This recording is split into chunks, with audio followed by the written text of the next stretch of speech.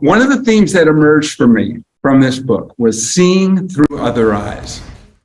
He was adrift in Europe in 1939, 1940. He had to negotiate the British bureaucracy, the Swiss bureaucracy, the French bureaucracy, and the American bureaucracy. So he's 22, 23 years old. He's never done anything like this. Turns out that the Americans require a certificate of good conduct from every country he's been in for the last 5 years. Now, they excused Poland because there was no Poland anymore. The Germans had come in from one side, the Russians had come in from the other side, and Poland didn't exist. Okay, that's fine. Poland will excuse. But he had just been in England not very long before that. And so he asked the French where he had also been. They gave him that. They knew all about certificates of good conduct. But when he asked the British, they said, we don't have any such thing. And the Americans wouldn't give him the visa without the certificate of good conduct, right? So here's what he did. After mechanism design was starting to develop, he invented this term, incentive compatibility. And again, that's basically saying, let's look at this from everybody's point of view that's going to be a player in this. And let's assume that let's try at least to find a way to make this system work for them.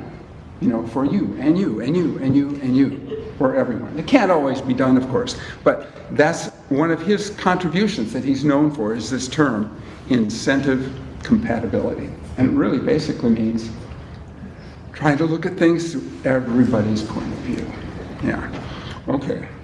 I'll just tell one other story that's not in the book, but that always warmed my heart. When I was around 20, I don't remember what I was talking about, to tell you the truth, but I was a flaming hippie, and I was trying to convert my father. So I forget what I was telling him, but it was something, I'm sure it was about, you know, there's a whole like revolution coming, right? And everything is going to change, and everything's going to be beautiful. Everybody's just going to be living with love, and da da da da da. I forget what it was. And so he had some doubts about this. And he expressed them in his usual mild way, which of course just encouraged me to be all the more insistent. And finally he said, you know, maybe a few years down the road, I'll have your point of view and you'll have mine. Isn't that something? That's great. Yeah, right. And that's the same thing. What he was saying to me is, I can see this from your point of view. I don't agree with you, but I can see it from your point of view, and I'm encouraging you to think about the possibility that maybe you could see it from my point of view. Yeah, that was my dad.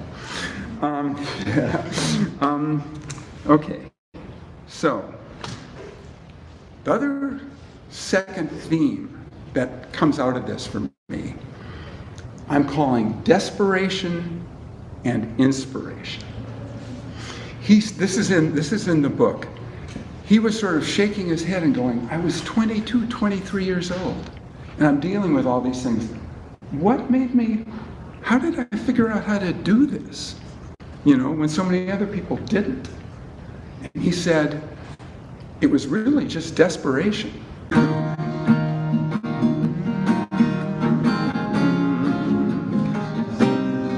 A desperation And inspiration, walking down the street. A desperation said to inspiration, I'm so glad you just happened to me. Desperation. Oh yeah, inspiration. That's right. Depression and expression. And expression. Sweetness. And completeness.